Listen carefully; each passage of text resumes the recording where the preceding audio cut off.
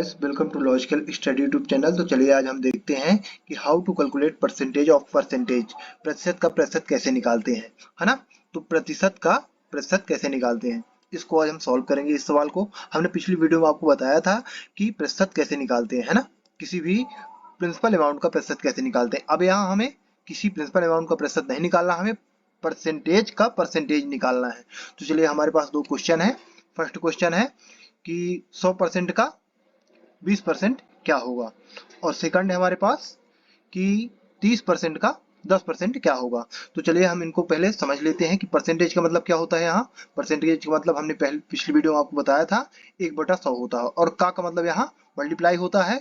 और जो 20 और परसेंटेज लिखा है यहाँ, जैसे यहाँ 10 और परसेंटेज लिखा, इनके बीच में हमेशा गुणा होता है ना। जैसे 30% के बीच में क्या होगा, गुणा होगा। तो चलिए हम समझते हैं। तो परसेंटेज इक्वल टू हमने यहाँ लिख दिया 1/100 और का इक्वल टू लिख दिया मल्टीप्लाई, ये होता है। अब हम फर्स्ट सवाल ले लेते हैं। पहला सवाल है हमारा 100% का 20% क्या होगा। अब 100% का 20%, तो इसको हम पहले लिखना समझते हैं कि लिखेंगे कैसे। पहले लिख लेंगे 100, फिर क्या करेंगे, गुणा लिखेंगे, फिर परसेंटेज का वैल्यू रख देंगे। परसेंटेज की वैल्यू क्या है, 1/100, फिर का मतलब गुणा का चिन्ह लगा देंगे, ठीक है ना, गुणा का चिन्ह, फिर 20 लिख देंगे, फिर बीच में मल्टीप्लाई होता है तो मल्टीप्लाई लगा देंगे गुणा का चिन्ह, और परसेंटेज का मान रख देंगे। चलिए लिख लेते हैं इसको हम। तो आया इक्वल टू 100 गुणे 1/100 परसेंटेज का मान, ठीक है, गुणा का मान का, और फिर 20 गुणे परसेंटेज के बीच परसेंटेज का मान आ गया 1/100। चलिए ठीक है ना, ये हमारा आ चुका है। अब यहाँ हम क्या करेंगे कि जो संख्याएं आपस में कट रही हैं उनको हम काट देंगे, ठीक है ना। तो यहाँ क्या कट रहा है, 20 से डायरेक्ट 100 कट जाएगा, है ना। तो 20 एक कम, ये आया कितना, 20, और यहाँ 20 पंचे 100, पूरा कट गया। ये यहाँ आ गया 5, यहाँ आ गया 1। अब यहाँ देख लेंगे यहाँ क्या कट रहा है, तो यहाँ 0 से 0, 0 से 0, 0 से 0, मतलब 100 से 100 पूरा कट जाएगा। सेम टू सेम है ये ठीक, 100 से 100 पूरा कट गया। अब यहाँ अगली बचा क्या है, अभी यहाँ 1 बचा है, पूरा कट चुका है। तो 1 का यदि किसी संख्या में मल्टीप्लाई करते हैं तो सेम आता है, तो 1 से कोई मतलब नहीं है अपने को। अब यहाँ देखेंगे यहाँ कितना बचा है, तो यहाँ बचा है ऊपर 1, तो 1 तो रहेगा ही, और यहाँ 5 बचा है नीचे। तो हमें मेन देखना है कि 5, तो 1 डिवाइड बाई 5 बचा। तो चलिए इसको हम अगले लिख लेते हैं, अगले स्टेप में। तो 1 डिवाइड बाई 5, ये हमारा एक आंसर ही होगा, ठीक है ना। क्या होगा हमारा, ये एक आंसर ही होगा।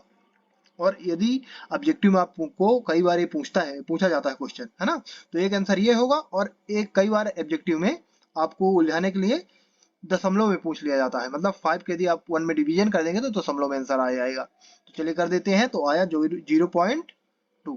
अब ये कैसे आया, तो 5 का आपने 1 में डिवीजन करेंगे तो नहीं होगा, तो डिवीजन कितने बार जाएगा 5 का 1 में, 0 बार गया। तो फिर पॉइंट लगा देंगे, पॉइंट लगाएंगे तो यहाँ 0 लग जाएगा, तो 10 हो जाएगा। तो 5 2 जा 10 आ गया, ठीक। अब इसका आंसर आ चुका है।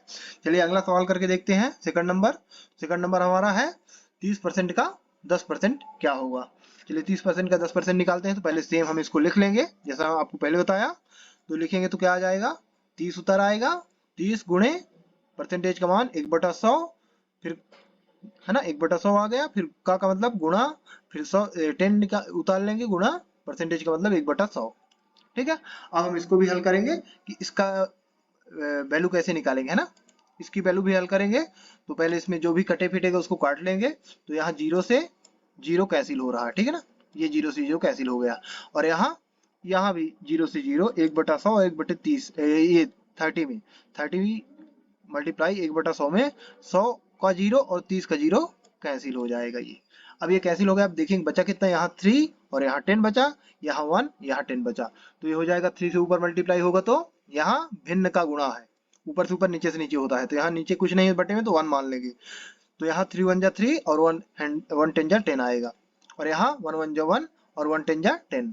तो यहाँ कितना आ जाएगा हमारा मल्टीप्लाई, इसको लिखेंगे कि मल्टीप्लाई हमारा कितना आएगा करने पर। चलिए इसको देखते हैं कि क्या आता है। तो ये आ जाएगा 3 डिवाइड बाई 10, ये आया 3 divide by 10 multiply 1 divide by 10। ये हमारा एक मल्टीप्लाई आ चुका है ना। इसको सॉल्व करने के बाद जो हमारे पास ये नंबर थे, इनको काटने पीटने के बाद यदि हमको संख्या 0 0 जैसे कट गया, यहाँ 0 0 कट गया, तो हमारा है 3 divide by 10 multiply 1 divide by 10। अब इसको हम यहाँ भिन्न का गुणा फिर आ गया, तो ऊपर से ऊपर नीचे से नीचे मल्टीप्लाई कर देंगे। कितना आएगा? 3 3 जा 1 और 10 हम 100, 3/10 100 आ गया, सॉरी 3/100। अब हम इसको क्या करेंगे, फिर इसमें हम ये भी हमारा एक आंसर ही होगा, और यदि हम इसका डिवीजन कर दें तो वो भी हमारा एक आंसर ही निकल के आएगा, है ना। जो डिवीजन करेंगे, तो चलिए डिवीजन करके देखते हैं। तो ये हमारा है 0.03। अभी 0.03 कैसे आया?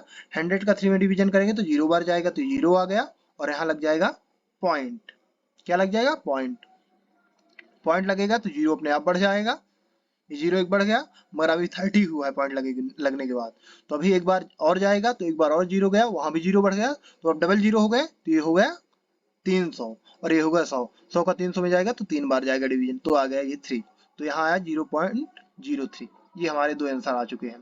गाइस, आशा करता हूँ कि आपको प्रतिशत का प्रतिशत कैसे निकालते हैं ये समझ में आ गया होगा, परसेंटेज ऑफ परसेंटेज। तो इसी प्रकार मैथ से रिलेटेड वीडियो देखने के लिए हमारे चैनल को सब्सक्राइब करें, लाइक करें, कमेंट करें। जय हिंद, जय भारत।